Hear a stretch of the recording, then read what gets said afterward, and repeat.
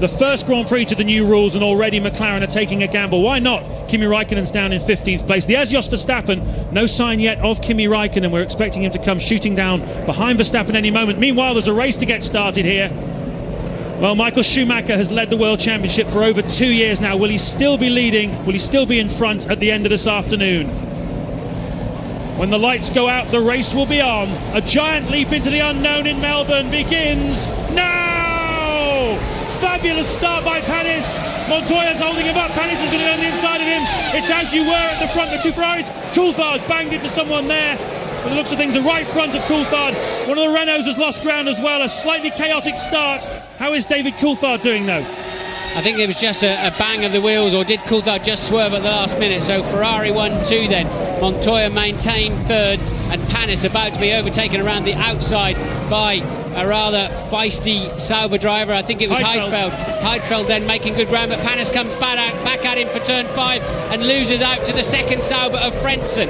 Really, remember, Panis on slick tyres then, so until they come up to temperature, the Toyota really struggling on those dry tyres, and the Saubers on their wets. It's a softer rubber, and the tread block moves around, generates heat much more quickly, and Panis really struggling at this stage. But it'll come back to him, providing he shows patience and doesn't throw it off the road. But all of these drivers that are pouring past him at the moment, Martin, presumably realising they've got to attack him now while the track is at its most slippery. If they get stuck behind him and his tyres start to find grip, presumably they'll be stuck. Look at this now, David Coulthard. He's got to get past Panis. He lunges down the inside. Whoa! Side by side, and look at this. Well, that's Montoya. Looks like he's struggling. The two Saubers have gone past him. Now we know that Montoya is carrying a fair amount of fuel on board. Heidfeld has been explosive in these first few laps. Montoya on dry tyres too, and just cutting across the nose of Frentzen there. So Montoya just having to be patient and wait for those to come up to grip. As I said, the wet tyres so much more quickly build the heat. Now Button has got ahead of his teammate Villeneuve, so Jenson Button has had an absolutely sensational start. He was 8th on the grid, and as they go through at the beginning of lap 1, Michael Schumacher leading Barrichello by 1.5 seconds. Heidfeld in 3rd, Montoya 4th, Frentzen 5th. Jenson Button goes up into 6th place. Villeneuve 7th, Alonso in 8th. We're on board though with Montoya attacking back now to the Sauber. Yes, Montoya beginning to get some confidence. He'll struggle to get round there. The Sauber having the ideal line. But look, that's surprising, isn't it now? Just another half a lap down the road and suddenly Montoya is the man on the move because he's got confidence in those tyres. We think that McLaren are getting ready to stop Coulthard straight away and put him onto slick tyres. We'll look out for that one. But at the moment then, Michael Schumacher leads, Barrichello by 1.5, Heidfeld then, this little scrap, Heidfeld, Montoya and Frentzen, about 7 seconds adrift already. Massive gap the Ferraris have pulled out. One of the most dynamic Grand Prix starts for many years then. A mixture of the new rules perhaps, but also certainly the track conditions. Now there's a mixture of weights in these cars. The two Saubers we know are quite light. They will have to make fairly early pit stops. We believe that Jenson Button in the BAR and his teammate Jacques Villeneuve perhaps carrying a little bit more fuel. Alonso is lighter than his teammate Trulli. He will also have to stop early, but we think that Montoya is carrying a fair bit of fuel. Tyres are obviously an issue as well, and everybody working out what's going on as it happens, lap by lap. Panis still struggling on his dry tyres. He slipped back to 11. Haven't seen any sign of Coulthard pitting at this stage. So Montoya then just staying in front of Frentzen. Heidfeld has pulled out a 4/10 of a second gap. Look, they've got the whole pit straight as a lead already. Now Montoya's come up the last corner with more grip on the dry-tyred Williams, more grunt down the straight, and easily through then into 3rd place for Juan Pablo Montoya, and taking candy from a baby, that one. But because he's now on the right tyres. He's on the right tyre and possibly on the right fuel load as well. Time will tell. This is lap 3. Michael Schumacher. There's David Coulthard into the pits. Ted. Yes, James, wets off, dries on, so a little bit of fuel as well for David Coulthard. But the critical thing is 2 garages up, Ferrari aren't out, and their 2 drivers are both on wets as well.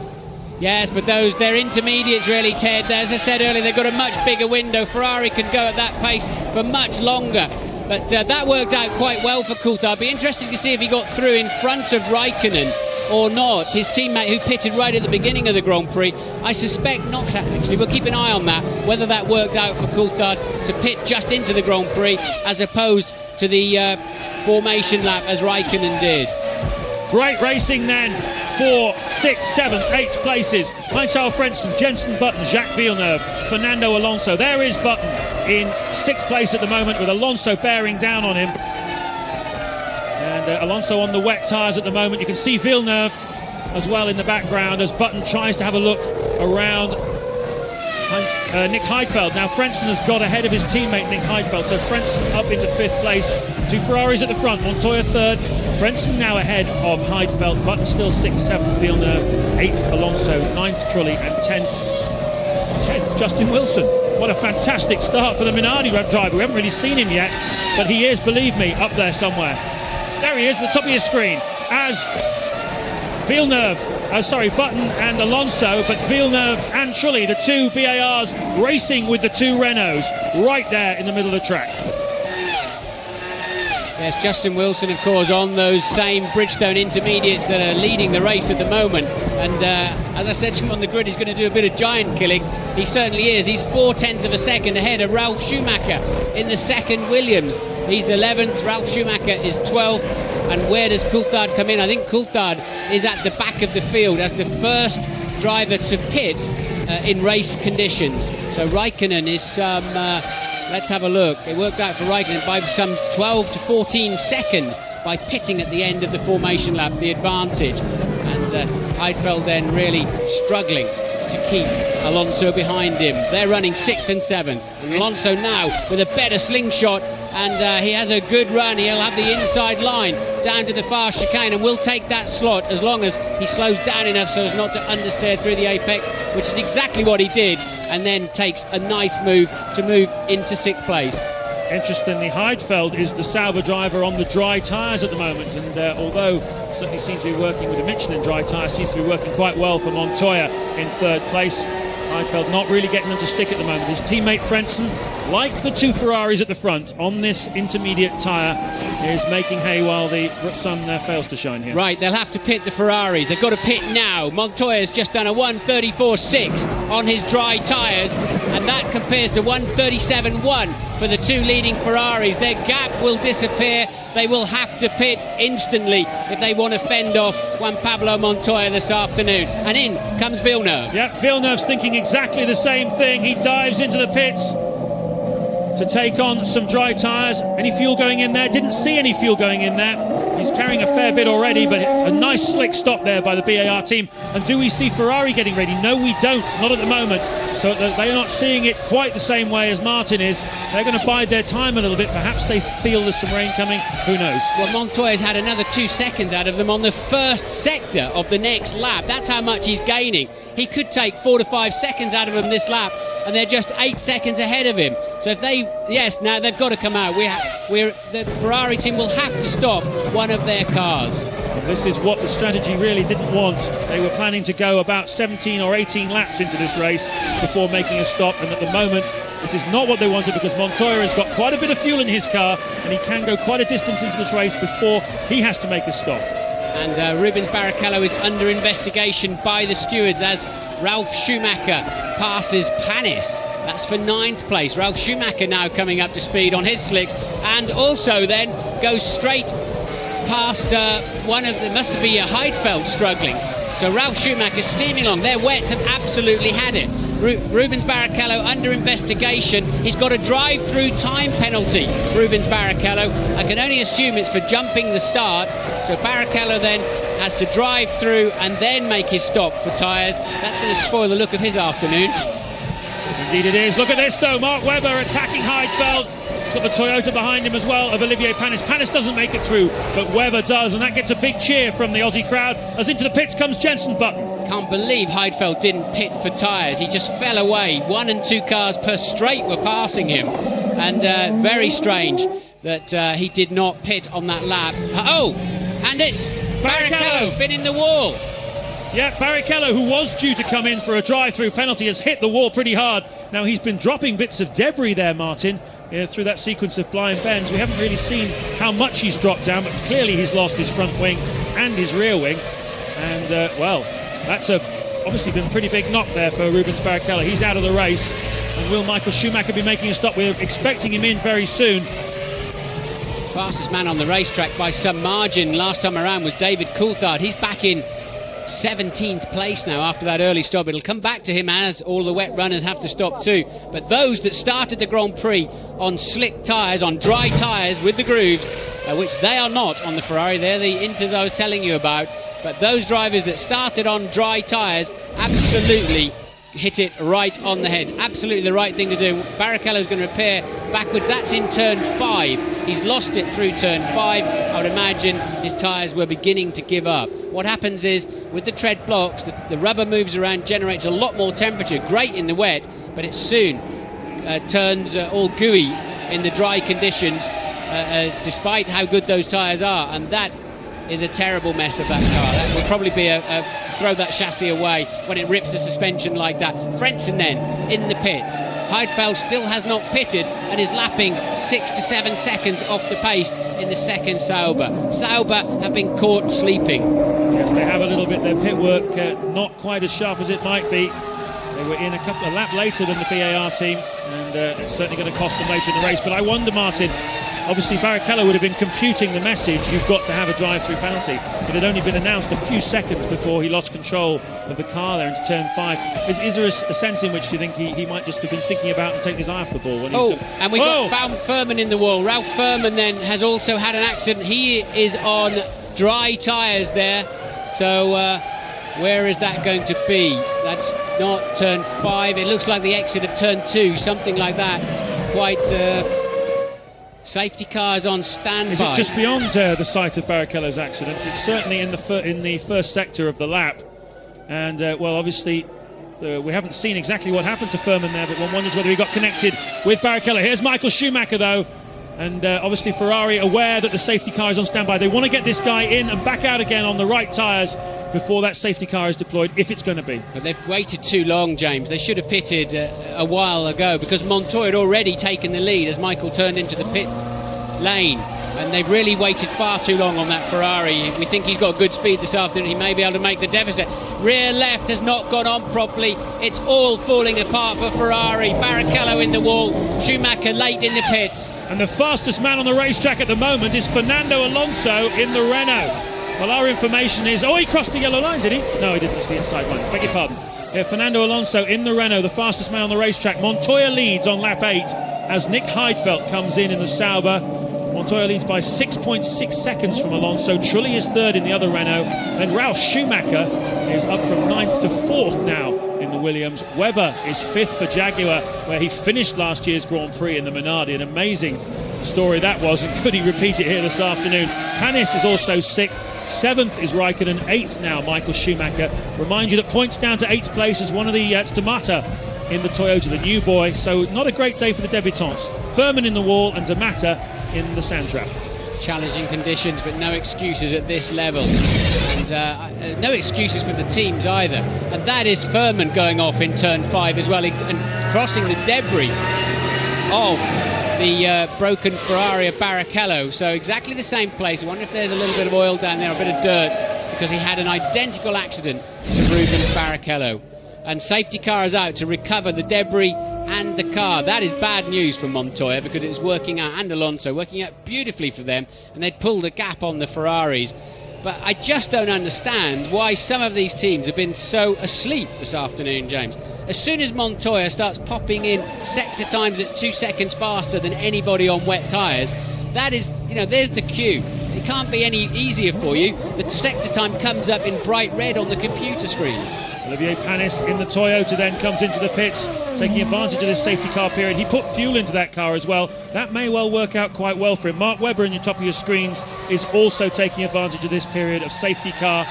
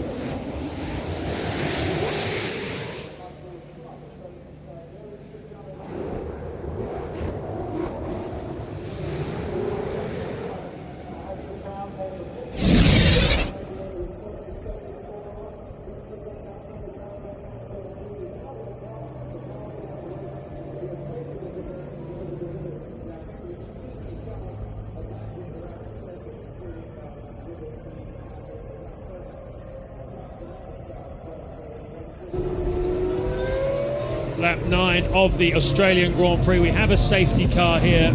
Justin Wilson has made a pit stop, his first pit stop in Formula 1 for Minardi, which has dropped him down into 16th place.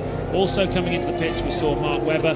But ahead of the field here, behind this safety car, is Juan Montoya, with Fernando Alonso on his first outing with Renault, currently running in 2nd place. And he was the fastest man on the racetrack just before the incidents involving Ralph Furman, Rubens Barrichello and D'Amato. Here is the D'Amato incident, Martin.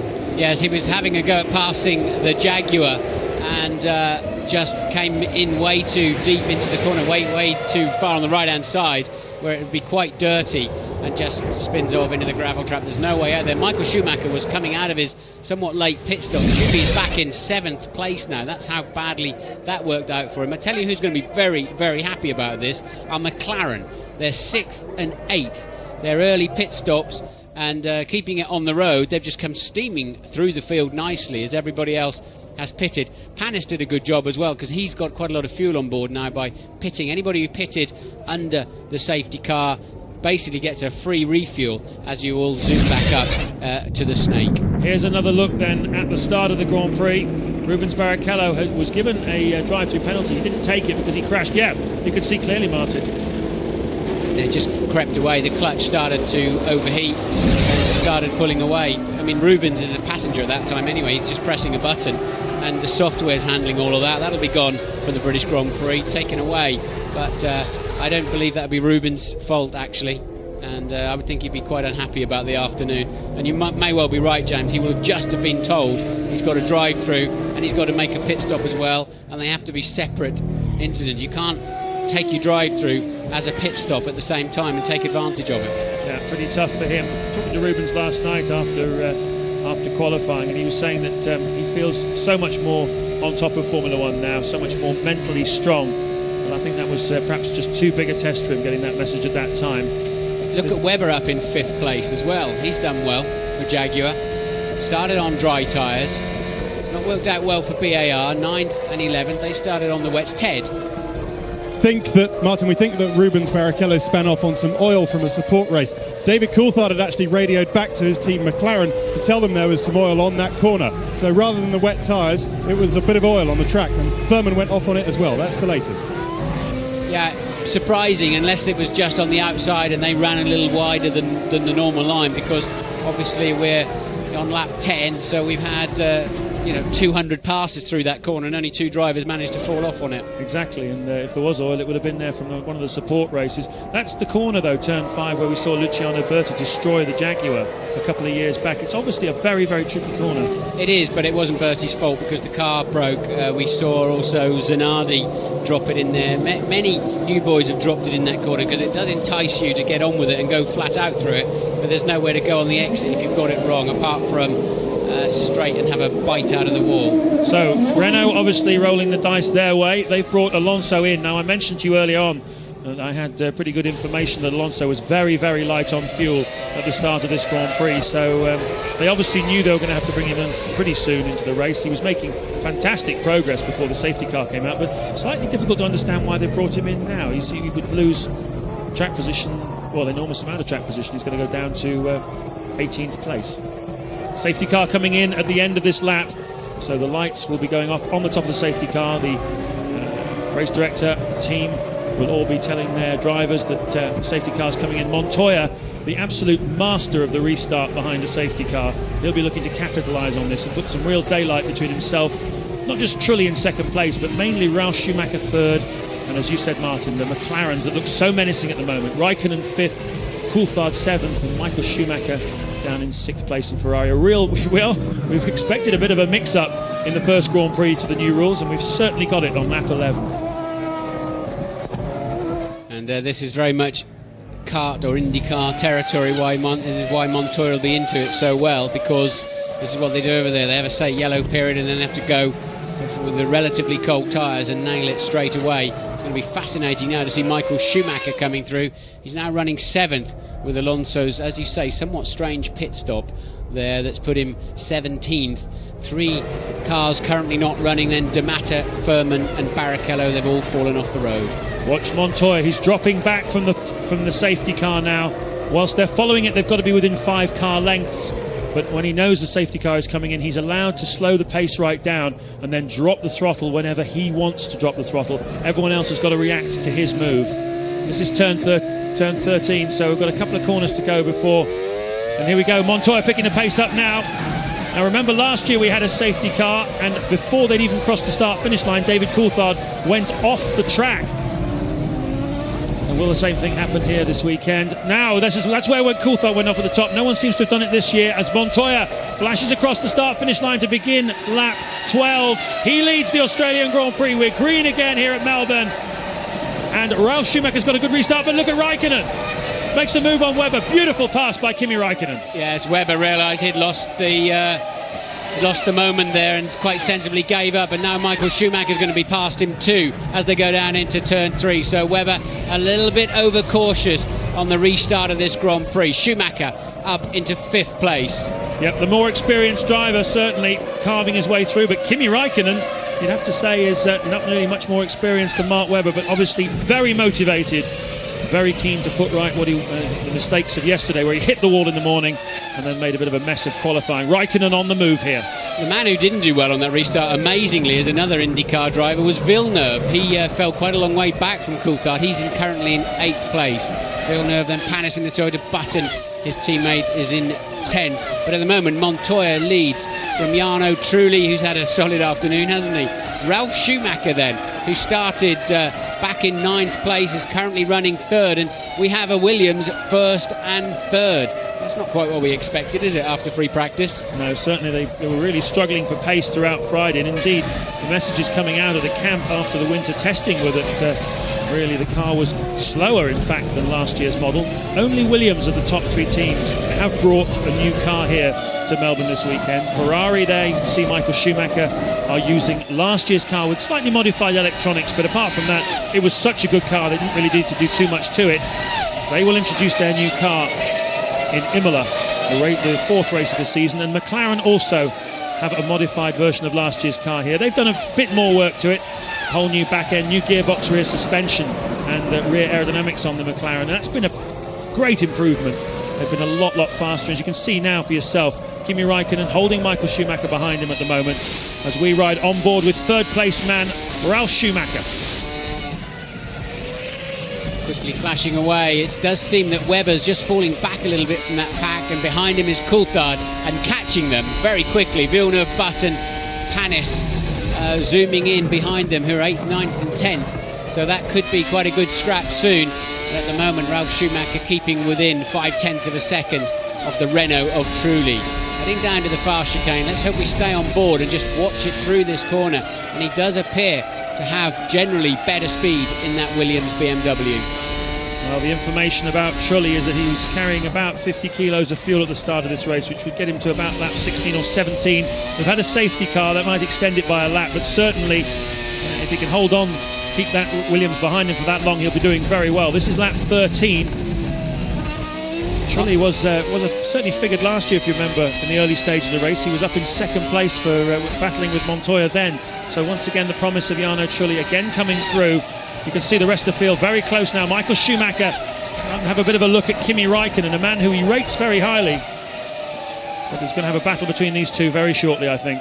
But the first man out there in 5th place who's actually made a pit stop, who's not relying on the fuel that he was given. In fact, Raikkonen did. He came in at the end. But Montoya and Trulli, of course, and Ralf Schumacher are still relying on the fuel they qualified with yesterday. So it won't be that long before they have to come in to a pit stop. And I think that's also, having just pitted, Michael Schumacher quite heavy on fuel, and that's why he's not able to just zoom up behind the other cars. Louise. Yeah, Rubens Barrichello has made his way back to the paddock now. Rubens, we're hearing reports that there was some oil on the track. Did that contribute to your accident? I don't know. I mean, my front tires were running into trouble already because the track was quite dry.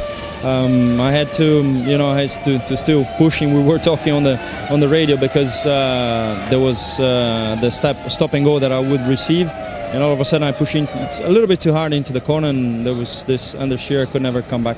We were wondering about the stop and go. Did it make you lose your concentration a bit? Yeah, the problem was that the car started to go, and I put all the power I had it on the brakes, but I couldn't do anything. I mean, the penalty was there because we moved, but it wasn't much of my fault. But then I was just trying to keep on the track and push, lost out. Thanks, Rubens. Thank you, Louise. Shame for Rubens Barrichello. Had an impeccable start to the weekend, really very quick on Friday, but it's all gone wrong for him on race day. Juan Montoya, though, the fastest man on the racetrack at the moment on lap 15. He's pushing very hard indeed, a 1:28.692. He's now 4.5 seconds ahead of Jarno Trulli in second place. Third still Ralf Schumacher. Fourth Kimi Raikkonen. Fifth Michael Schumacher. There he is in the Ferrari, closing down on the back of the McLaren. We've got Mark Webber still holding on in sixth place. Seventh Coulthard, and the last of the points-paying positions under the new rules is Jacques Villeneuve. He's back ahead now of his teammate Jenson Button. That's a very fast lap time from Montoya, just a tenth of last year's fastest race lap, and we know that was a hot pace. So, but he's got to, because he's running out of fuel. He's very low on gas.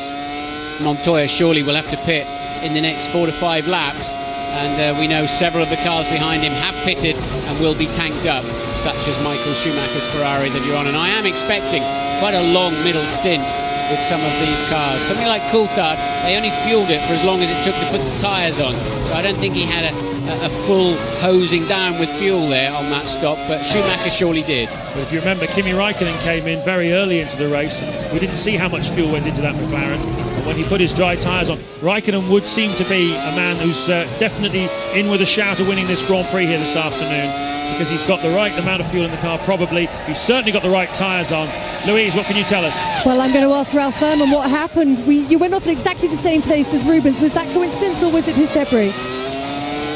I'm not sure. I mean, I wasn't pushing 110%. I was still well inside myself, and unfortunately lost the car. But there's been maybe people reports of oil. I didn't see any on the circuit, but we'll have to wait and see till afterwards. But the team did a good job and made the right choice of tyres. But unfortunately, way to end the first Grand Prix. Unfortunately, being the word, I should think you're gutted, aren't you? Yeah, we did the right call with the tyres, and I was caught for the first few laps, and it's unfortunate, but hopefully it'll last a little longer next time. Thanks, Ralph. thank you very much. Problem there for Webber then. He's got a right rear suspension failure, I believe. And Webber, yes indeed, look, it's pointing the wrong way, the right rear tyre. And big tank slapper on and just held it, but slips out of 6th place. And that'll be to the great disappointment of the fans here in Melbourne. Yes, he's certainly got an enormous fan base here this weekend. I'm really impressed with Webber, the way he's been able to keep his head together with all the demands that have been placed on him. You could see him getting more and more tense as the weekend went on. I think he just longed to get into his racing car on Sunday. Here it is again. Yes, you can see which one it is, but it's his right rear has come loose, and it's steering the car from the back, and he's having to counter steer with the steering wheel in the opposite direction to that he would normally do, and he's having a look around saying, what on earth was that? But he'll have to go around the other side to see it, which is not that advisable, I would say, from where he's parked. So Webber becomes the 4th retirement. This is only lap 17 of the Australian Grand Prix. We've lost Cristiano De Matta in the Toyota, who spun out. We've also lost Ralph Furman and Rubens Barrichello, who both crashed at turn 5 within moments of each other. But this is the scrap at the moment on the track between Kimi Raikkonen in 4th place and Michael Schumacher in 5th, with David Coulthard now closing them down in 6th place. You have to say that although the Ferrari still ended up on the front of the grid, all through free practice and qualifying 1 and up to the end of qualifying 2, it did seem as if most of the teams had closed the gap to Ferrari, didn't they? They didn't appear to have such a big margin. They were flying off the road, Michael in particular. And now look, he's just racing in the pack, although I still believe he's got more fuel on board than the 4 cars in front of him. Still, even last year, I think he would have scythed through those cars. Yeah, that's for sure. He certainly would have done. But it's interesting to see Michael Schumacher in the middle of the pack. It's been a while since he's been there. And well, he likes a challenge, Michael Schumacher. I remember saying a few years ago he didn't like to lead from the front. Where's the fun in that, he used to say. So we've got Trulli and Ralf Schumacher, 2nd and 3rd place men, both coming in together. This is going to be a pit stop race between Renault and Williams team. There's Montoya. He's also in the pits. That's going to be busy down at the Williams pit. There's 2 Williams in there. That's not very smart. Ralph's going to have to queue up. Here he comes. They're just going to get him out of the way. The mechanic on the rear, Jack, better realise quickly, and he does. That worked out, Ted. Well, Martin, it might work out better for them. They are very trained in getting these 2 types of tyres out. I think it's the optimum time for both of them. They were very, very low on fuel anyway. Oh, but is there a problem with Ralf Schumacher's tyre? Yes, there is. There's a problem on the right rear. He seems to be able to get it on now. Now he should be away. Shaking his head. They won't get it any better, Ralf. 18.2 seconds, a disaster then for Ralf Schumacher in terms of his first pit stop of the 2003 season, nearly wandering over that penalty line and spins. His head is not in the right place. I think he saw the Renault, the Renault he was racing of Jarno Trulli was right alongside him, and I think he must have just been looking at Trulli and wondering whether he was going to get him into turn 1. And, well, what did you make of that? I think he was just angry, to be honest. He went out and it's obviously not as grippy up the inside. We've had so many accidents off the start line with support races. There'll be debris and rubbish everywhere, and you're forced up to the inside of turn 1 when you come out of the pits because of the yellow penalty line. And I think Ralf, you know, whenever you see a driver shaking his head, and generally that means his focus is not where it needs to be. And Ralf was angry. And Wilson in the pit, he was 16th. And he has just come into the pits. What are they doing? They're obviously trying to change something inside the right-hand side pod. Well, this car only made its debut on the 19th of February. They hardly had any running in it at all. Justin Wilson had done just a handful of laps before he got on the plane to Melbourne. And I think Minardi, in the back of their minds, kind of expected something like this. So this is lap 18. Kimi Raikkonen is leading the Grand Prix from Michael Schumacher, who's just under a second behind him. David Coulthard is 3rd. Villeneuve is 4th, Button 5th, 6th is Panis, 7th Montoya, and there's a look at, as I was saying, it was the Renault that Ralf Schumacher was racing for position right alongside him, and Alonso there forced to run wide onto the grass. So a bit of a messy episode there, but what a prospect. This is lap 18. Raikkonen and Michael Schumacher are at the front of the pack, and a scrap for sure is likely to ensure. Safety car is on the track.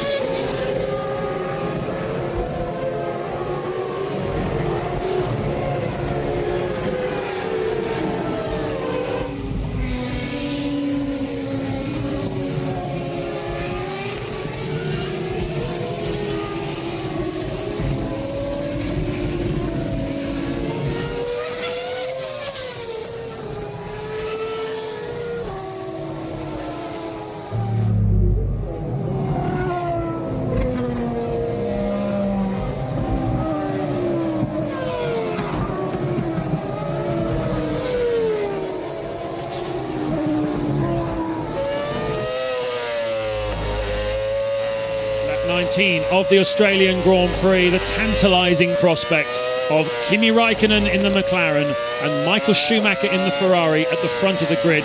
We're under a safety car at the moment, the second safety car of the race. It's been a highly eventful Grand Prix for those of you just joining us. Right from the start, we've had incidents and accidents, we've had enormous amount of overtaking. The conditions haven't really changed, it's just got steadily drier and drier. It's the last time it rained was about, well, 2 hours ago, a good hour and a bit before the race started anyway. It was the last time we had any rain. So the track drying out. Some people gambled on dry tyres at the start, some went on wets. At the moment, the people who are really in the box seats are the ones who refuelled earlier on and were on the dry tyres. There's Justin Wilson, debutant, British driver in the Minardi. He was in 18th place, but he's been in the pits now for a couple of laps. Well, luckily for them, it's under safety car conditions, so they're losing much less time than they would normally. They're lapping around 2 minutes 31 instead of 1 minute 31 as they're behind the safety car, and the pack going past one more time for Justin Wilson. But they must get back on the track. There are only 15 runners at the moment. He will make the 16th. They've still got a chance of some points this afternoon. Verstappen, his teammate, up in 11th. Louise.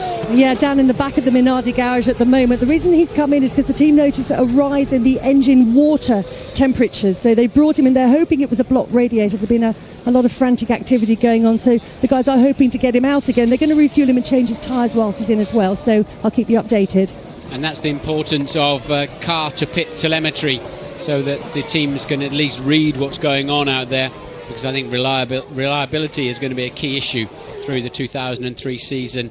And of course the safety car then is in this lap. It was put out to recover that stricken Jaguar of Mark Webber, and you certainly wouldn't have... I was surprised Webber was busy looking around his car to see what was the problem with it. Michael Schumacher just puffing his front tyres, locking them up, trying to get some heat back into those discs, but they were not prepared to put marshals out into the zone where Webber's car had stopped, and I don't blame them.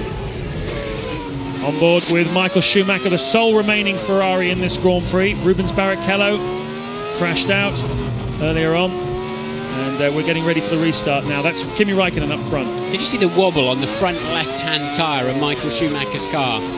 If you saw that, it tells you two things. Firstly, they're generally running very, very low tyre pressures.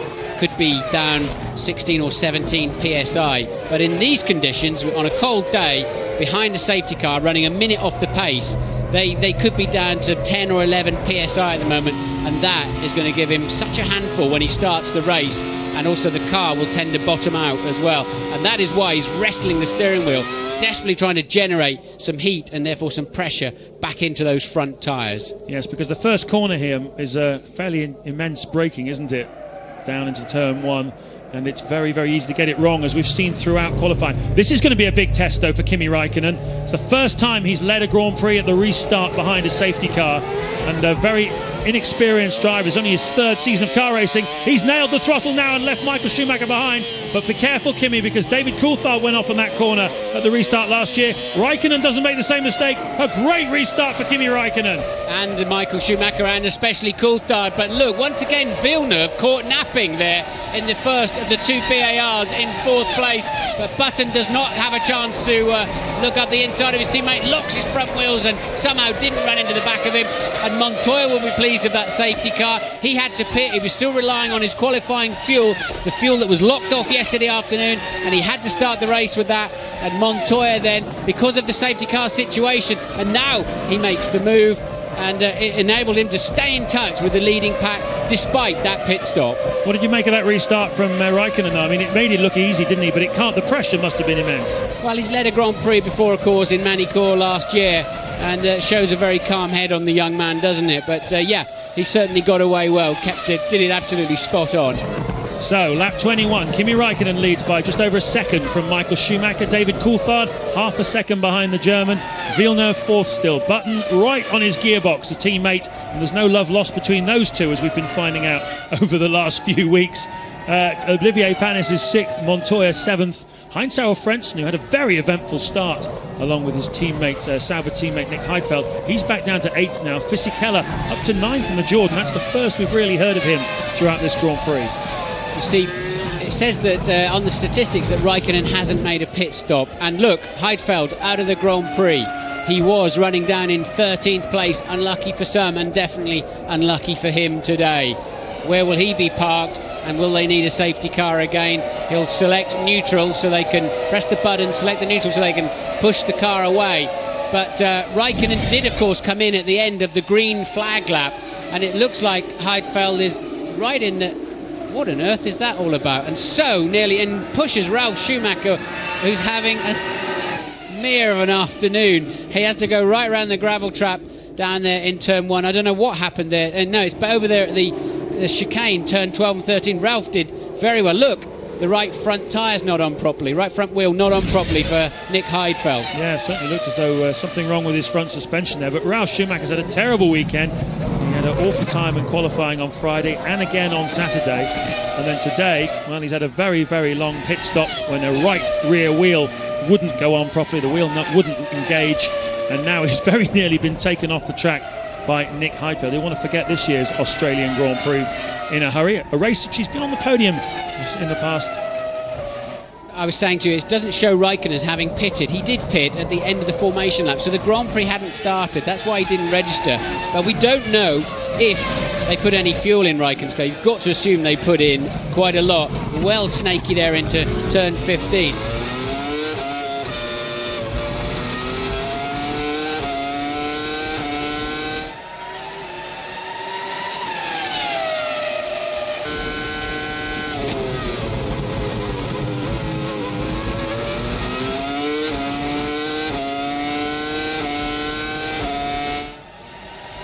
Raikkonen did a 1:29.1. In fact, Michael Schumacher's last lap was very quick. Raikkonen seems to be struggling a little bit with his tyres, doesn't he, Martin? Yeah, he does. It's very easy to lock. I think there's a different philosophy of how they make the Michelins, which gives them great traction. But also, I think the fronts tend to lock up a little bit easier than the Bridgestones from just watching the cars over the last couple of years. And Raikkonen looking very ragged, it has to be said. We think from the F1 ITV pit crew, they put a good 50 kilos of fuel in that car. And that means then he's still got a long way to go before he needs another pit stop. Decent lap times, but suddenly Michael Schumacher looking very menacing. Yes, indeed. I was just saying, Michael Schumacher's last lap was very competitive, a 1:28.394. He took a full 0.8 of a second out of Kimi Raikkonen, and that's what put him right on his gearbox. Fantastic onboard pictures then from a 5-time world champion. Very calm on the wheel, isn't he, Michael? And you can afford to be when the car works so well. When I drove that Ferrari, the 2000 Ferrari, it just amazed me how stable the car was, and it does give you supreme confidence, and it just takes away all the ugly stuff under braking and turn into a corner and allows you to place the car much better. But good drive out of the last corner then for Raikkonen, and Coulthard really pushing hard in the background too to stay in touch. He's in third, and Coulthard then the fastest man on the track. He took a half a second out of the leaders, so he's coming up to speed nicely and still pulling away from Villeneuve fourth, Button fifth, Montoya sixth, Panis seventh in the Toyota, and Frentzen in the one and only Sauber remaining now in 8th place. We have, it seems, 14 runners at the moment. No sign of Justin Wilson returning to the racetrack. We also have a very exciting motor race on our hands, and has been so for the last 24 laps. Who would have predicted this, with an all-Ferrari front row on the grid, and with McLaren's down in 11th in the case of Coulthard and 15th Raikkonen on the start line. Who would have predicted that we would be in this kind of situation 24 laps into the Australian Grand Prix? One thing's for sure, these two BAR drivers have really been egging each other on throughout the weekend. It's been terrific to watch.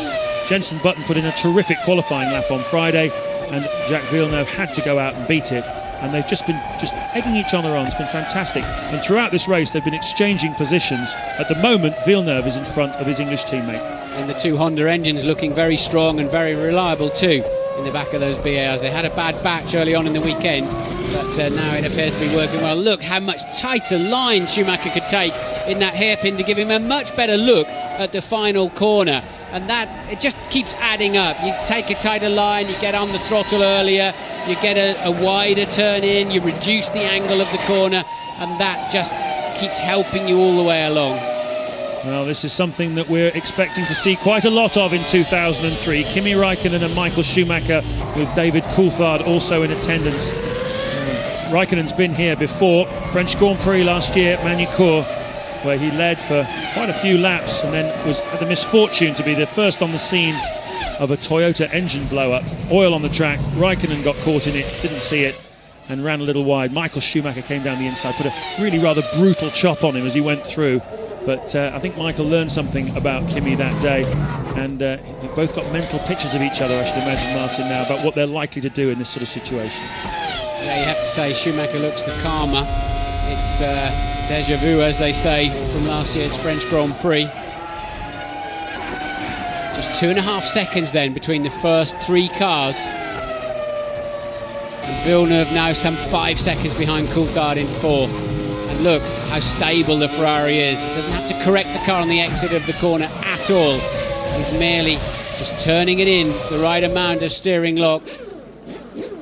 It's Wilson. They're trying to get the car started again. His teammate, incidentally, Jos Verstappen, who we saw starting from the pit lane in the second of the Minardi Cosworths. He's currently running in 11th place, just behind Jarno Trulli. So the car obviously going quite quickly this weekend. It's just a bit of a shame for Justin Wilson that his has been a little unreliable. Michael Schumacher, though, getting a little bit closer to Kimi Räikkönen now. Schumacher's much quicker under braking. Watch down into turn 3. Sorry, we cut away. Button then is, in fact, the two BARs following each other in. I wonder if they're taking the same strategy as Williams, and it doesn't work.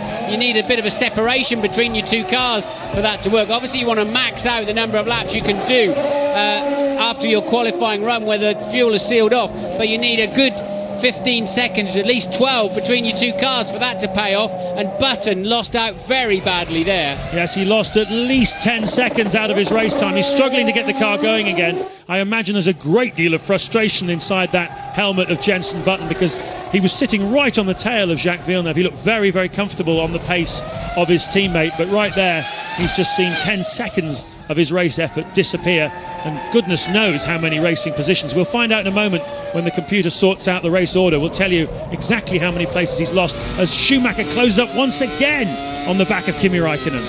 Yes, unless you know you're going to have separation between your two cars in a Grand Prix, you cannot possibly, with one pit crew, Michael getting that all wrong, you cannot possibly schedule them to stop on the same lap. That surely was a mistake on the BAR pit wall, and still then, sadly, Justin Wilson not able to rejoin the Grand Prix. A lot of frustrations up and down the pit lane here today. The debutants having a bit of a tough start. De Matter into the sand trap. Ralph Furman has crashed, and now it seems Justin Wilson isn't going to get any more laps in this Grand Prix. Only then Antonio Pizzonia of the first-time drivers still going. He's in 10th place in the sole remaining Jaguar. You know what's great? I've no idea who's going to win this Grand Prix, because Montoya, looking 4th place, has refueled recently and now just 12 seconds adrift. Michael Schumacher lost out heavily last time around to both McLarens, and he's now on an absolute sprinter of a first sector, a full 2-3 tenths quicker than Räikkönen. That's why he's suddenly back on his gearbox again. Schumacher responding to those two cars around him, in front, one behind, suddenly putting a bit of a sprint on. The McLaren's working well, and Michael Schumacher having to respond, and this is going to be the fastest lap of the race. I think it's going to be a new lap record. You can see the vortices were coming off the rear wing of that McLaren. There's a bit of moisture in the air. Formula 1 cars love this. The cold air goes in, the charge is denser, they can put a bit more fuel in, you get more power, the tyres are working nicely. It's really good to be driving a Grand Prix car in these slightly cool, slightly damp conditions. Schumacher coming over the line now. What time does he do? It's a 1:27.7. That is a new lap record, and look, right up behind Räikkönen now. We just got a glimpse of Nick Heidfeld, the Sauber driver, walking in. Had a really electric start to this Grand Prix, but a rather disappointing conclusion. We're being told from race control an incident involving car number 20 is under investigation by the stewards. That's Olivier Panis, and that's bad news for the Toyota driver, because he's currently lying in 5th place. Louise. Still down at the Minardi garage. They haven't given up yet. They'll get points for perseverance if nothing else. They are going to try and get Justin back out on the track. Obviously any hope of a really good result has now gone away, but I think the team would like to get information about this car. You said earlier on they haven't done much testing, but it seems to be going away from him, unfortunately. That perseverance was always a quick driver, but not if his car won't work. Räikkönen then just 0.3 of a second ahead of Michael Schumacher. Coulthard's dropped off behind them now. He's 3.2 behind them, and he's now putting on a bit of a sprint. It's a real yo-yo going on amongst the top 3, as meanwhile Montoya now 9.8 seconds behind the leading trio. Panis 5th, Frentzen 6th, Fisichella 7th, Trulli 8th, Verstappen in the Minardi, Verstappen 9, Pizzonia in the Jaguar 10, Mark Webber's out of it, his teammate. Alonso 11th, Ralf Schumacher 12th, Villeneuve and Button down in 13th and 14th after that crazy pit stop. Yeah, they dropped 6 places as a result of that. Michael Schumacher just having another look down the inside of Kimi Räikkönen. Well, there were long faces yesterday afternoon after qualifying as we look at Schumacher. Lovely sideways shot from his mirror. See how he sits down in the car under braking. The long faces at McLaren yesterday were enormously frustrated by this single shot qualifying, this new innovation, simply because both drivers didn't get the best out of their laps. Kimi Raikkonen made a mistake and had a deflating tyre as a result of it towards the end of his lap, which dropped him down to 15th on the grid. They really felt they should have been up in the top 6, but it hasn't really mattered come race day. An inspired move by Ron Dennis and his men to bring Kimi Raikkonen in for fuel and tyres before the Grand Prix even started, when it was clear that the track was drying out. We've got beautiful sunshine here now at Melbourne, and that has put Raikkonen right up front. Yeah, but you could always rely on changeable conditions to give you an unusual and unpredictable Grand Prix. It's always the best way. Maybe the new rule should just be they should randomly water a couple of corners and not tell the drivers till they go round on the outlap or something. Or have Grand Prix in Manchester, where it rains pretty regularly. Anyway, Ferrari are out in the pit lane, so Michael Schumacher is going to be the first of these two to stop. It may be because Ferrari think that Michael is faster. We've seen him set the fastest lap of the race so far, and by putting him out of sequence here, hoping to capitalise a little later on. Very relaxed down there in the Ferrari pit as they wait for their man, just glancing up at the corporate guests who are glaring down at them from the boxes. Michael wiping his visor there, obviously getting a bit of oil out of the back of the McLaren. Ted? It's undoubtedly the case, Martin, that Michael is being brought in because he can go quicker when he comes out. I'm quite surprised, actually, that McLaren aren't bringing Kimi Raikkonen in as well. They might have fancied their chances with a head-to-head with the mechanics. Maybe what do you think? I wonder, because they were going to so much trouble to clean out the side pods of the Ferrari there. Oh, Michael nearly crossed the yellow line. We've already seen Panis is about to have a drive-through penalty for crossing that yellow penalty line. But I wonder if the car was just getting a little bit warm. They were certainly prepared to give up some track time there and spend extra time cleaning out the side pods. I think part of the tactic also from Ferrari was to try and get Michael Schumacher out in the gap which existed between Montoya and Heinz-Harald Frentzen. Didn't quite work out for them, and Schumacher now has Frentzen and Fisichella in front of him he's got to deal with. Meanwhile, Raikkonen at the front, no one in front of him. He's now set the fastest first two sectors of the race he's done so far, so he's responding to Michael Schumacher. He knows exactly what's going on because of the radio communication from the pits, and Raikkonen pushing extremely hard on lap 30. He is 3.4 seconds ahead of his own teammate David Coulthard. It's going back a few years now since we had a McLaren 1-2 at Melbourne. Long way to go yet though. Montoya third, Frentzen fourth, fifth is Fisichella, sixth Michael Schumacher, seventh Jarno Trulli, and eighth, but about to make a stop and go penalty, Olivier Panis.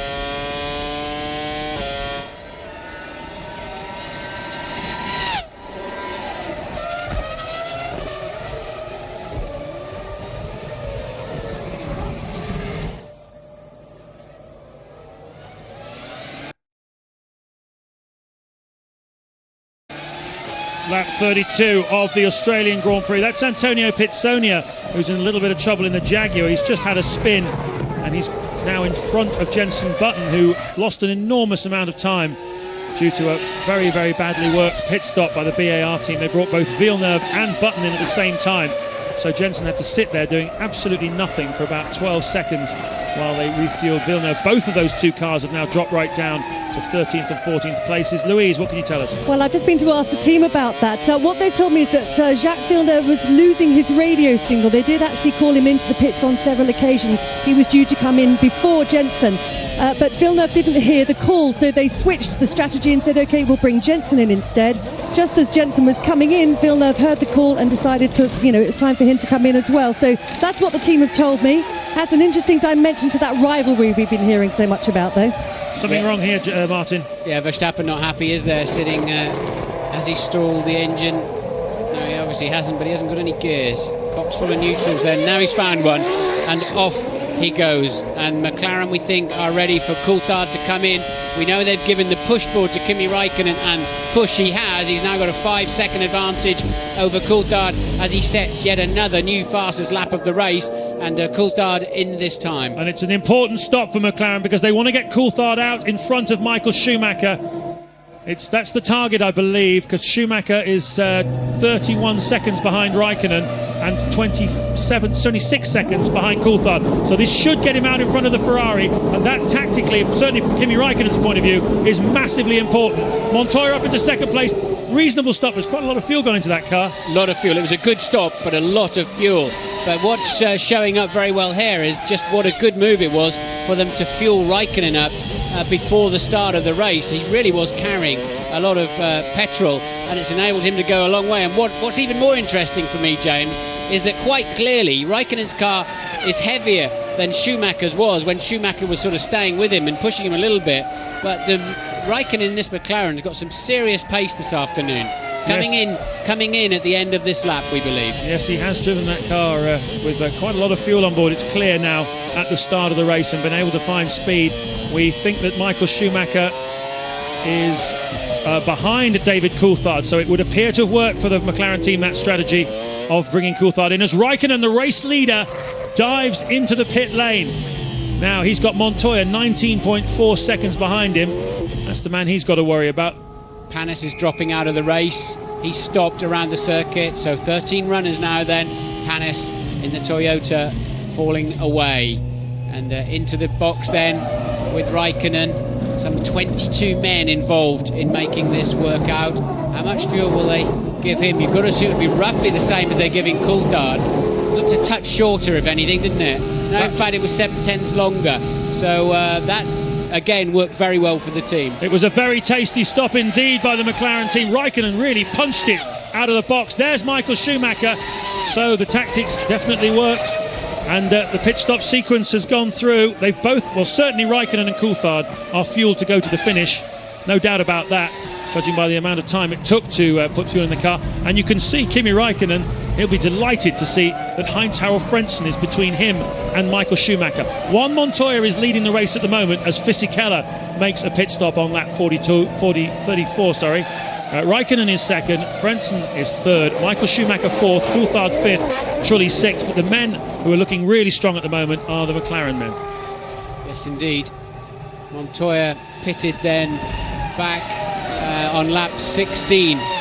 So we're now on lap 33. So Montoya getting quite a long way through his fuel as Fisichella joins the racetrack in 10th place, it would seem. I would have imagined now, with so much fuel going in those McLarens, you've got to expect that Michael Schumacher should cruise quite quickly up behind Raikkonen. If he doesn't, we'll know for sure the McLaren really does have more pace this afternoon. Yes, and also possibly that the Ferrari is carrying still a reasonable amount of fuel. Can Michael Schumacher, he surely has to stop again this afternoon. Well, it's all going to play out. Certainly pushing very hard, the world champion, on lap 35 of this 58 lap Australian Grand Prix. And it's been another really stellar afternoon for young Kimi Raikkonen, 23 years of age, from Espoo in Finland, the same hometown as JJ Leto, who raced in Formula One back in the early 1990s, town just outside Helsinki. And Raikkonen, the son of a quarryman, a guy who drives a lorry in a big quarry just outside Helsinki. He doesn't do that anymore. Kimi's bought him and his mother a very nice house, pays for his brother's rallying program, very much looking after the family now that he's in the money. as a top Grand Prix driver, and he's looking very comfortable here this afternoon with Michael Schumacher, Juan Montoya and David Coulthard all putting him under a lot of pressure. Montoya leading, but he has to stop again. Raikkonen second, Frentzen third, Michael Schumacher fourth, Coulthard fifth and Trulli sixth. It's Frentzen there in third place, but he also has to stop. He's a little bit out of sync really with his stops, but still travelling pretty quickly and looking a solid bet for some points this afternoon. I wonder just where Montoya's going to end up after his next, what will be a relatively short stop. Don't discount Montoya totally yet, but it does appear to be a fight between, actually most likely at the moment, Raikkonen and Michael Schumacher to win this Grand Prix.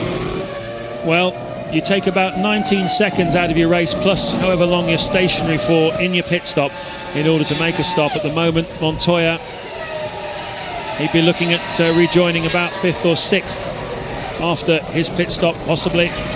But it just depends really at the moment how far away that pit stop is. Michael Schumacher just 0.3 of a second faster, and I'm sure he's got a lighter fuel load at this stage, and having a look to try and get past fellow countryman Frentzen, but that's for position, and Frentzen does not have to get out of the way, even though his Ferrari engine supplier might wish that he would. Well, we know that Schumacher's capable of laps in the very low 1 minute 28 or even faster.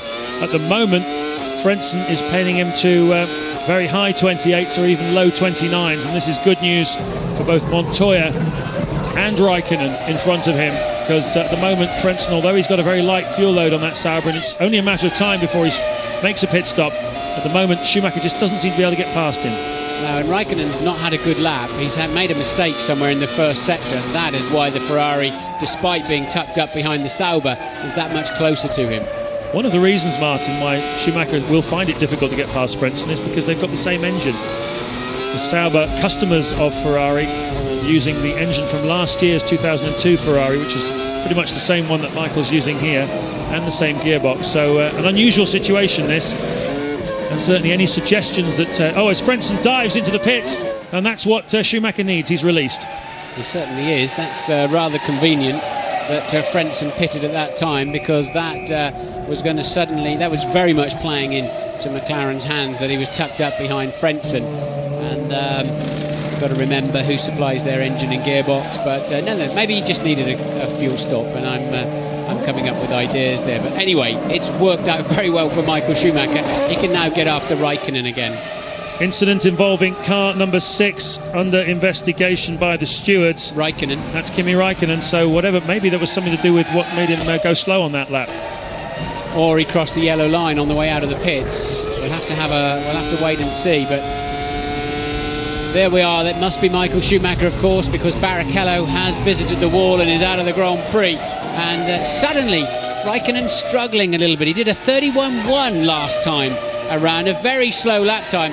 Is Kimi Raikkonen developing some kind of mechanical problem in that McLaren, or a handling imbalance, because he's very, very slow at the moment? Yeah, that's a lot of time to give away, and you can see that the Ferrari is voraciously eating away at the distance between the two cars. Listening out, can you hear anything? I'm just listening. The engine sounds like it's on 10 cylinders, and there sounds like a full complement of gears in the cog box. So very, very hesitant on the throttle, Kimi Raikkonen. Maybe it's just a balance problem. Maybe his tyre pressures are out. He's lost engine power. Look, he's lost engine power because he's really having to defend his line. I'll be amazed if Michael can get through there. There's not a lot of space, is there? And that was excellent driving from Raikkonen, if a touch rude. I bet Michael Schumacher wasn't expecting that. Well, we've heard a lot about Kimi Raikkonen, huge expectations on his shoulders. Quite a tough character. In his first season with Sauber, he put Ricardo Zonta in a very, very difficult position in Canada, and he did it again to Michael Schumacher here. Well, check this out. Nothing wrong with it. You're allowed to make one move across the racetrack. He's on the inside line, and he does not have to let Michael Schumacher just pass him and go through the corner. He's perfectly entitled to squeeze him and use the energy and forces. But unfortunately for Raikkonen, he has a drive-through penalty. He has to come in the pit lane, go through at 80 kilometers per hour, 50 miles an hour, and that will cost him badly. It will probably put him behind Montoya So the luck of Michael Schumacher is about to take the lead. Yeah, almost certainly will cost Raikkonen the race. Very difficult to see how he'll be able to recover that. It'll take about 15 seconds out of his race time, and that'll, well, you can see what that will do to the relationship between him and Schumacher on the track. Don't forget, Montoya still 14 seconds ahead of Raikkonen on the racetrack, but we believe he has another stop to make. And as you say, Martin, frustration down at McLaren, I would think, and elation in the cockpit of Michael Schumacher's Ferrari. The guy just, whatever he does, it just turns to gold, doesn't it? Yeah. He is the luckiest guy in Formula One. But at the same time, Raikkonen's still not that fast for some reason, and I still believe he's developing a bit of a gremlin somewhere. His penalty is for speeding in the pit lane. Suspect he didn't get the car slowed down enough on the way in, or get the button pressed early enough, and that is a crucial mistake by a driver, something you shouldn't be doing these days, but it was for speeding and not crossing the penalty line at all.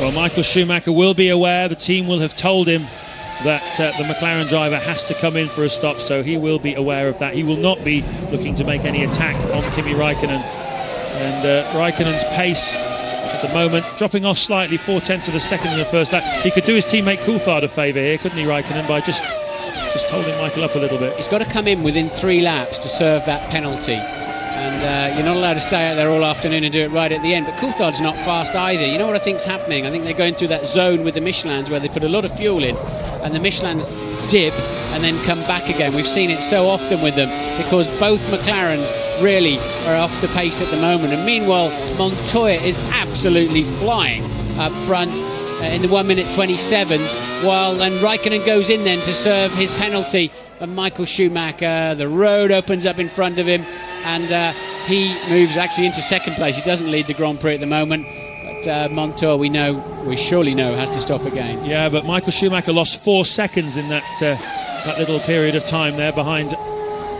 Raikkonen.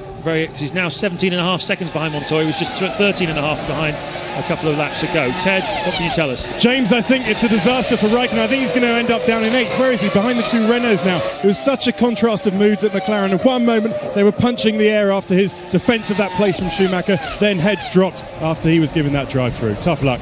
Yes, and it's even worse than that, Ted. As you said, he's behind the 2 Renaults and the Minardi of Verstappen, and he's now got to clear them, so he'll lose even more time. We'll be back shortly.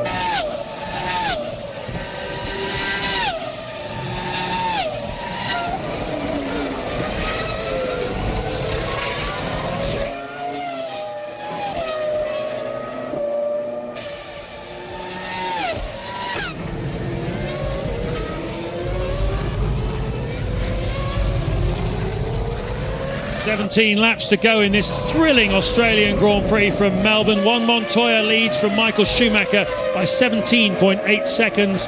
And 3rd place Coulthard, 4th Alonso, 5th his Renault teammate Jarno Trulli, 6th is the Williams of Ralf Schumacher. And Kimi Raikkonen, the man in your screens at the moment, who is closing in on the back of Jos Verstappen in the European Minardi. He is the man to keep an eye on, because he was in 2nd place, but he had to do a drive-through penalty just a couple of laps ago, and that has dropped him down into 7th place, now 42 seconds behind Montoya. And with Michael Schumacher 17 seconds behind Montoya, it doesn't need a rocket scientist to work out that Raikkonen's got his work cut out. Montoya's pushing very hard. No doubt Michael Schumacher's been given the push signal as well, because he was going very fast and actually ran off the road briefly, did Michael Schumacher, through the fast chicane, turns 11 and 12. He knows he's got to close this gap. Michael Schumacher getting held up behind Kimi Räikkönen, as you pointed out, James, cost him 4 seconds, and it's pulled Montoya right back into the frame. Montoya definitely back in the frame here this afternoon. His teammate Ralf Schumacher is pitting as we speak. He's down in 7th place. There he is now. So Williams bringing Ralf Schumacher in first. They want to make sure that the decks are well and truly clear before they bring the race leader in, because that will be an absolutely crucial stop for Montoya. And the further we go into this race, the shorter his pit stop will be, because he needs to take on less fuel. We've only got 17 laps to go to the finish. So if Montoya can just eke out a couple more, he can make quite a quick stop. And he's going to come in next lap, we're being told by our ITV F1 pit crew. So it's going to be pretty close with Michael Schumacher, but he should certainly get out in front of David Coulthard. And that's Ralf Schumacher, who's rejoined down in 8th place. Sadly, Justin Wilson and fellow new boy Brit Ralph Furman both out of the Grand Prix. Furman went off in turn 5. Wilson had technical problems, and race leader Montoya in then. He was 18.4 seconds ahead last time around. You've got to assume, and Michael Schumacher has passed, so he is now behind Schumacher. And where is David Coulthard? He will get out, I believe, in front of David Coulthard. But has Michael Schumacher got a stop yet for a splash and dash before the end of the Grand Prix? I keep looking at the numbers here, James, and I can't be sure Schumacher's got enough fuel in that Ferrari to get to the end. Well, it really depends entirely on how much he had in it at the start, because he stopped for 10.6 seconds on lap 7 and for 9 seconds on lap 29. So if he had a fair bit of fuel in at the start, he may well be able to go to the finish. There's a secondary factor, the two pace cars, where they only use about a third as much fuel per lap behind the pace cars they do under hot laps, and that of course extends your range of your fuel tank. There's a replay there of that is Räikkönen just running wide, and presumably a lot of frustration in that young man after the position he was in, and he sped in the pit lane and for that got a drive-through penalty.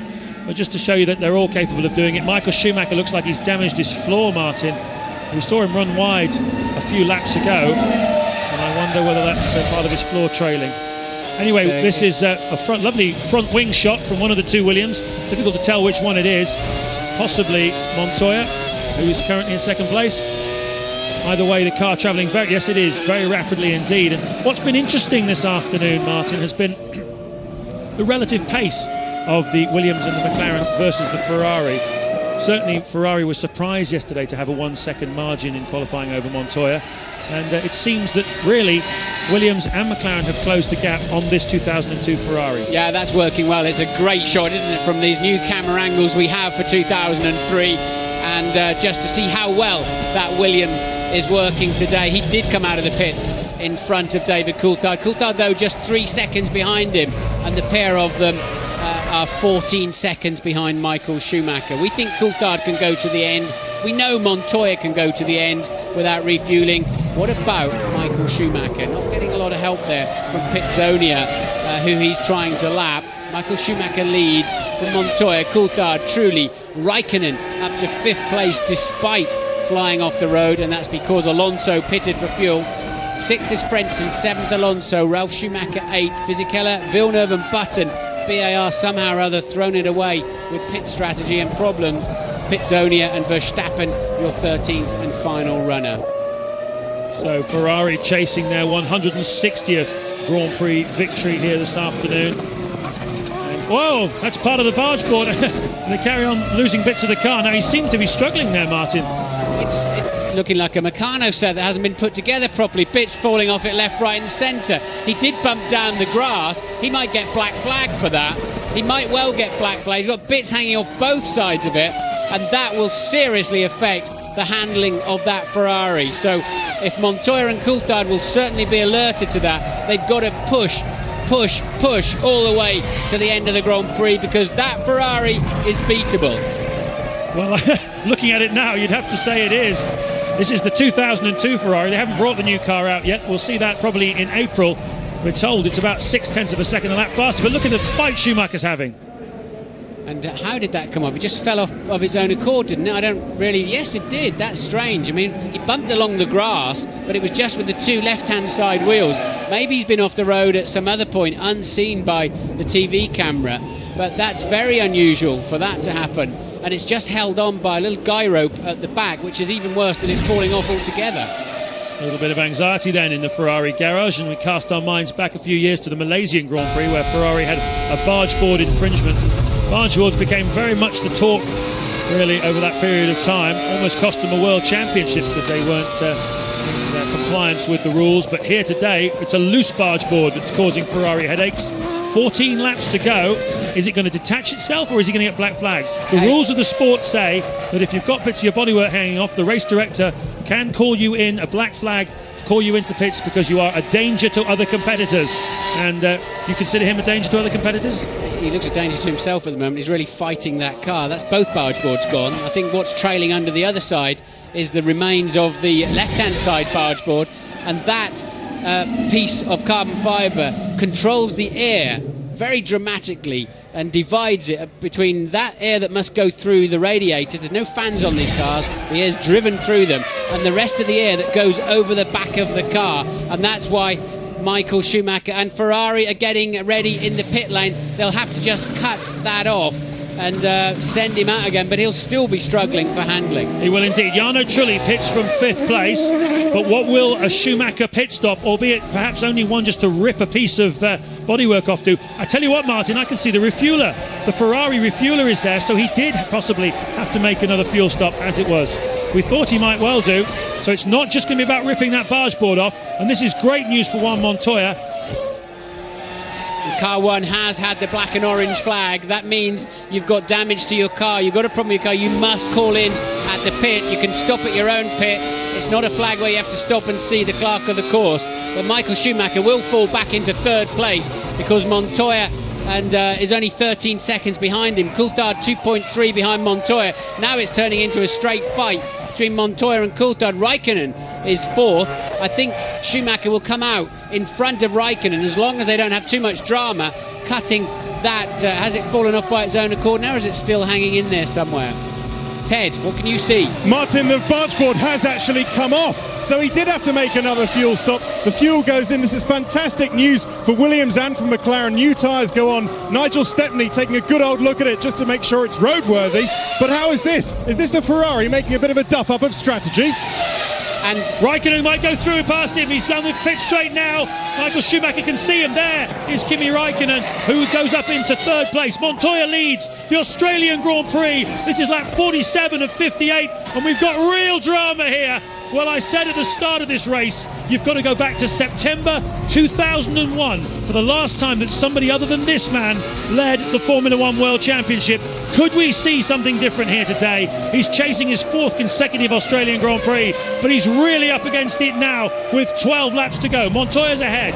2.4 seconds behind him is David Coulthard, and then Kimi Raikkonen and Michael Schumacher are close together. Yes. Raikkonen is ahead of Schumacher, as you can see, but Schumacher doesn't have the car underneath him. They're critical parts of the aero package of a Formula One car, and I don't see how Michael will really be able to put a challenge on to even to Raikkonen, let alone Coulthard and Montoya. So it's turning out, we said keep an eye on Montoya, didn't we? But it's really playing into his hands nicely with that extra pit stop of Michael's. Michael stopped last on lap 29 just for 9 seconds. I think they always anticipated putting a bit more fuel in towards the end of the Grand Prix. And now, can Coulthard do something about this man, Juan Pablo Montoya? There's the gap, you can see it for yourself, it's 2.7 seconds. Montoya the quicker, and he spun! Montoya spun! Backs it into the wall, no damage will be done, and he'll get away again. Coulthard leads the Grand Prix. Yep, Coulthard the winner here in 1997. Can he repeat? Juan Montoya has made a terrible mistake. Well, he's made a mistake and he's shaking his head. He can't really believe it. But it's allowed David Coulthard through, and it'll also have allowed Kimi Raikkonen. There he is. Kimi Raikkonen closing right up now in 3rd place. And he will shortly be attacking the Colombian driver. And let's not forget that right behind Raikkonen is Michael Schumacher. Incredible drama here on the streets of Albert Park. And this is lap 48 of 58. There's 2nd, 3rd and 4th then, virtually in one camera shot. They've all had differing problems. surprising to see a car spinning in the middle of turn 1 and 2, the first chicane. Maybe his traction control let him down, or he just overcommitted to the corner on the way in, just took too much speed in. I'd like to see a replay of that. Hopefully we'll get one later on. But Montoya then, either driver error or traction control, not quite scooping up the back end of the car. So Coulthard then en route. He must have gained, what, 5-6 seconds minimum with that. We'll find out any time soon. Well, it took Montoya 43 seconds to do the first sector, and it took Coulthard just 30. So Coulthard must lead by something around, what was he was about 3 behind. He must lead by about 10 seconds then. What an extraordinary Grand Prix we've had here. We've had a number of different leaders. We've had Kimi Raikkonen, we've had Montoya, we've now got David Coulthard, we've had Michael Schumacher. This is lap 49. We're in the closing stages now of the Grand Prix, and what is there still left in store? Coulthard leads, Montoya is second, Raikkonen is third, and fourth Michael Schumacher. The giants of Formula One are slugging it out.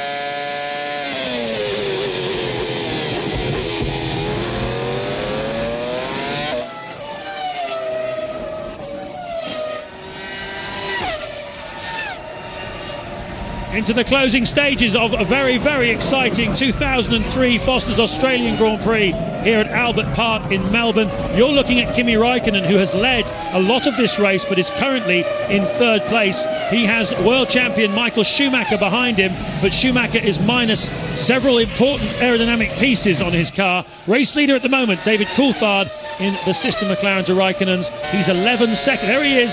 He's 11 seconds ahead of Juan Montoya, who was leading, but had a spin a few minutes ago, which hopefully we'll have a look at. There it is, Martin. Yes, I still think it's traction control let him down a little bit there. He was running a touch wide, it has to be said, but I think he'll be disappointed because I think he just floored the throttle, and the electronics didn't catch it maybe in the same way it has on previous laps. That releases Coulthard through. Coulthard is the fastest of the top four runners at the moment. What's surprising me is how well Michael Schumacher's hanging on there in the background, despite two aerodynamic pieces broken completely off the car. Looked like some kind of design fault. And I could see when he came in for his pit stop that he'd also damaged the under tray. Coulthard says, I love it when I'm leading a Grand Prix. I feel in charge, I feel in control. And he's gone over the line with a 29.1 and a good camera angle, then looking through David Coulthard's steering wheel as he's leading the Grand Prix by 11.7 seconds from Montoya.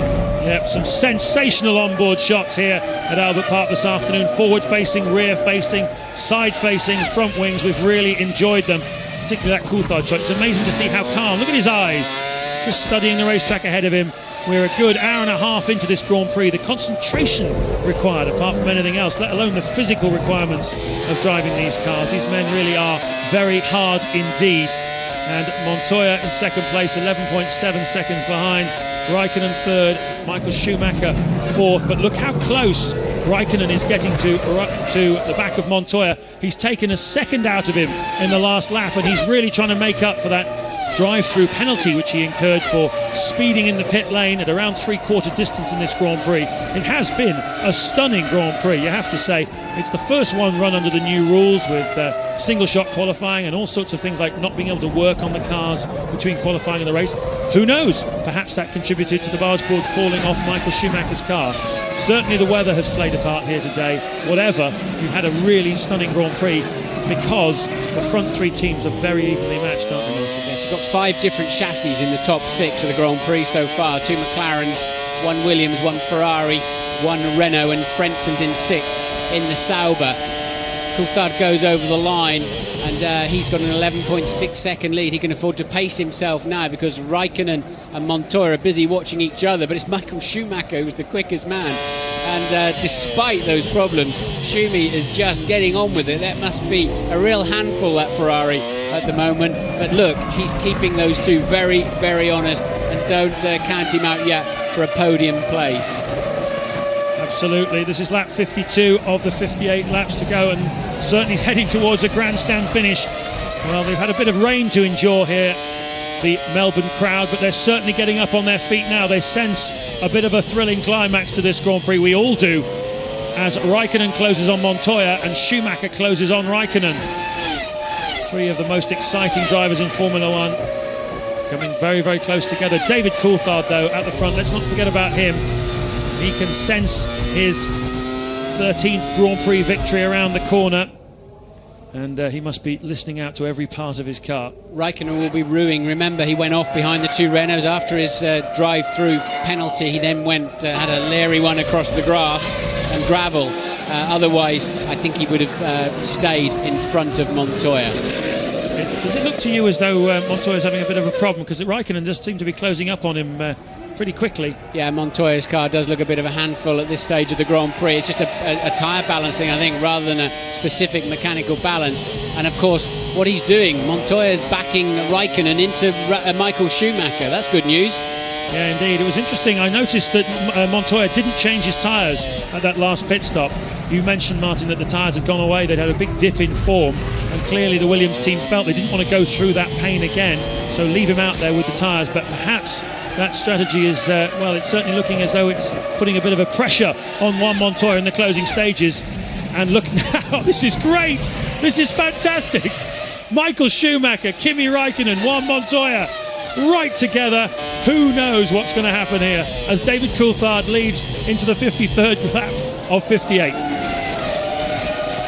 Yeah, so they're lapping all of them now in the 129s, apart from Michael, who did a 128.6. Interestingly, Trulli, Frentzen and Alonso are still all around the same time zone. Everybody going well, but that next batch are some 40 seconds adrift from this leading 4 cars. Coulthard leads by 11.7 from Montoya. Raikkonen just 3/10 down. You can see the gap. Michael Schumacher was 8/10 down last time he went across the start-finish line, but it's surely closer than that now. And then, as I said, Trulli's a further 30-odd seconds behind. Raikkonen locking his wheel into that little hairpin, and that cost him badly. You lose the slingshot onto the pit straight, and suddenly, from being the predator, you're under pressure yourself. Well, one of the many records that Ferrari and Michael Schumacher have been able to accumulate over the last few amazing years is an unbroken string of podiums, 53 in total, stretching back to Europe 1999. He's 4th at the moment. Is this going to be that progress broken? Lovely onboard shot there before. They'll need a little bit of fuel in that Ferrari at the end, otherwise there's a chance it'll be underweight as Pizzonia drops out of the Grand Prix. He was 12th. 12 runners then at the moment.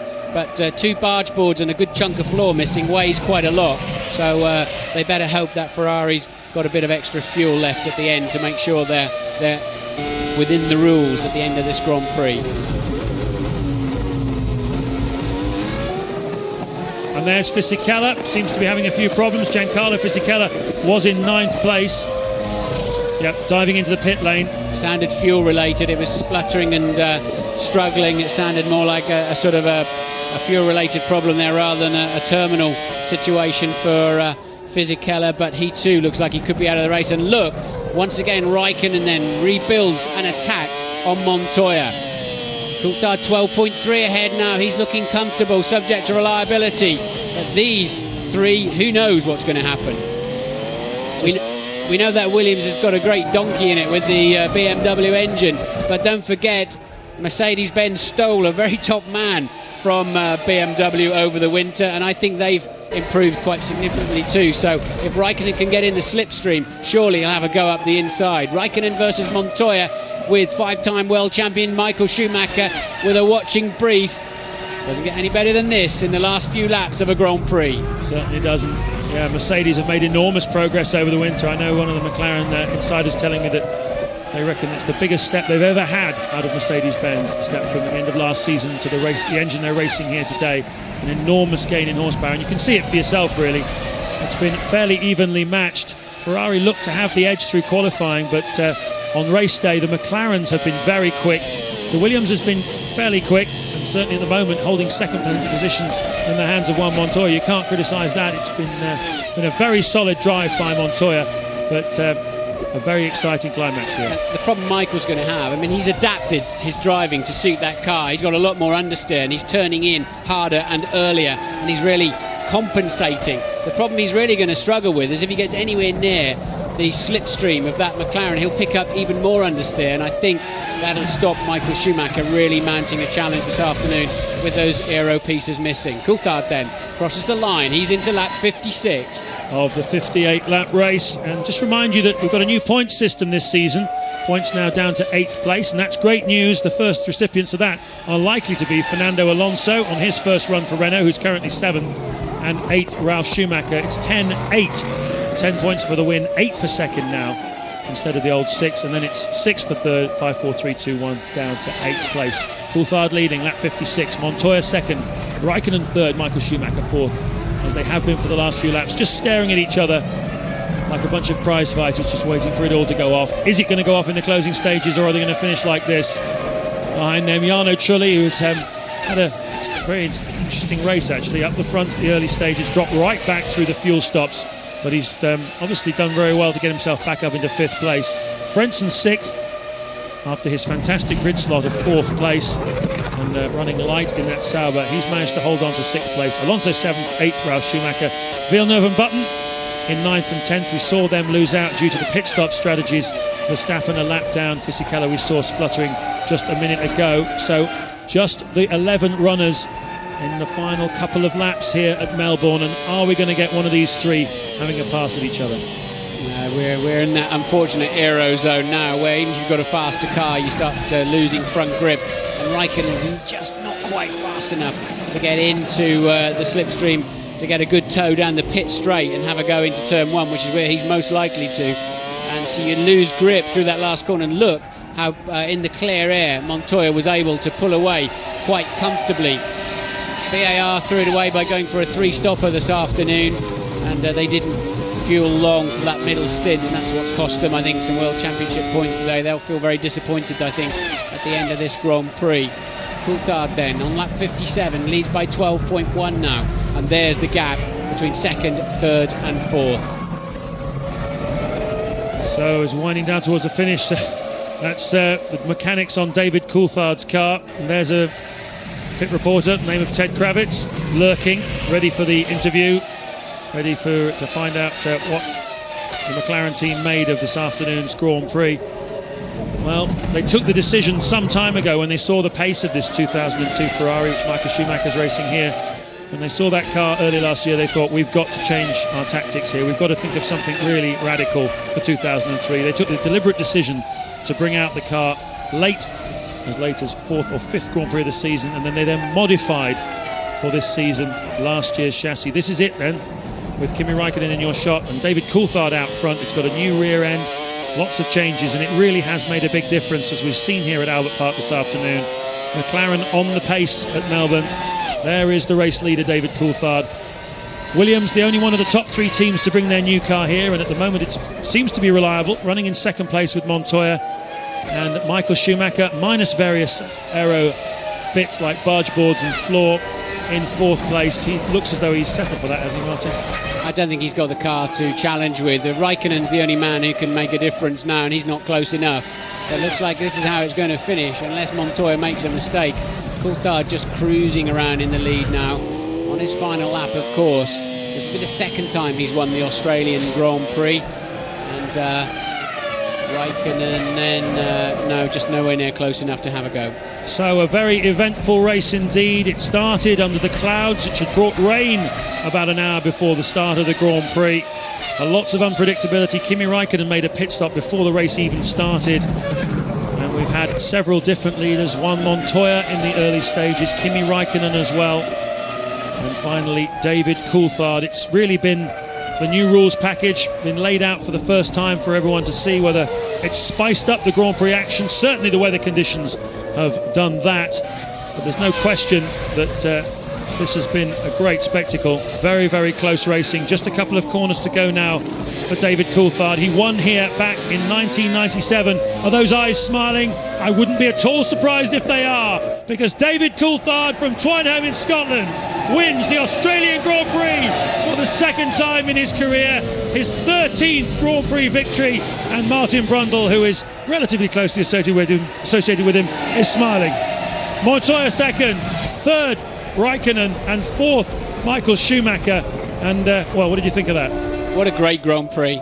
Super, wasn't it? Unpredictable, half distance. We had no idea who was going to win the Grand Prix, and it looked like it was between Raikkonen and Schumacher, and it ended up between Coulthard and Montoya. Montoya making a mistake or losing his traction control. Raikkonen speeding in the pit lane and going off. Michael Schumacher bouncing down the grass.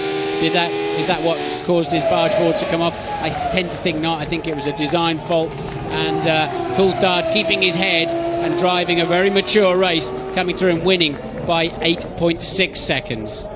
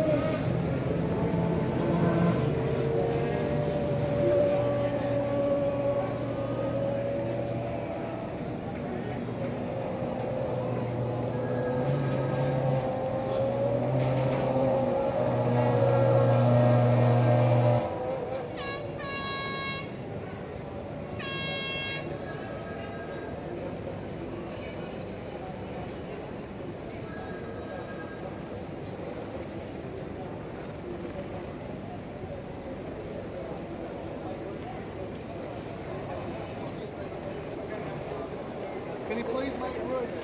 Please move to the side, people. Please, make Move to room. the side. Move.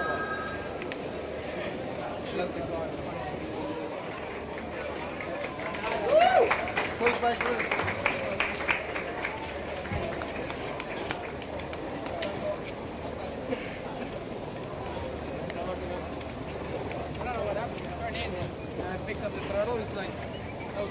When did you go? Did it go on entry? On entry? Yeah, a little bit, but no, turn in and you know there is just come around.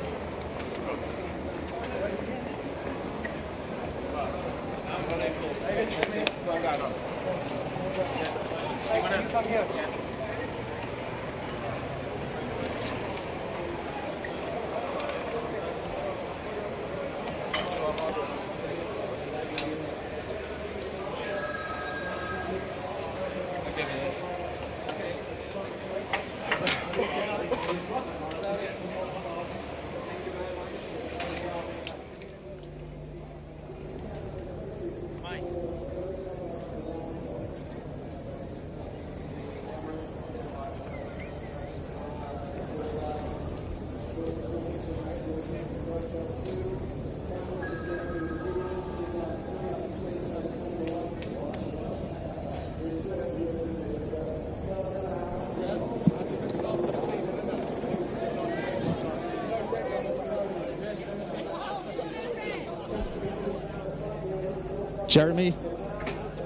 Jeremy, here they come onto the podium.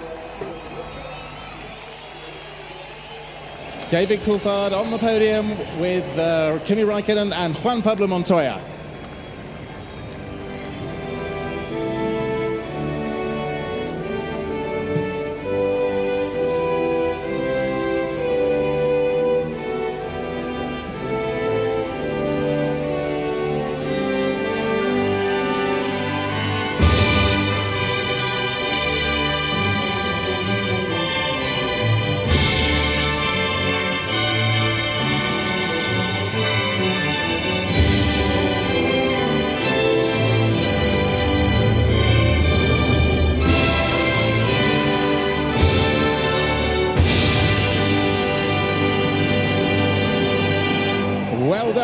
To David Coulthard, the winning driver, the trophy presented to him by the Honourable Steve Bracks MP, the Premier of Victoria.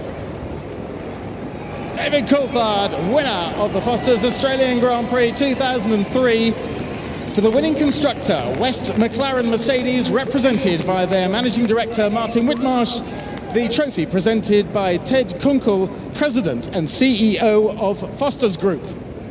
Well done, McLaren Mercedes. And to the second place driver, Juan Pablo Montoya, the trophy presented to him by Kathy Freeman.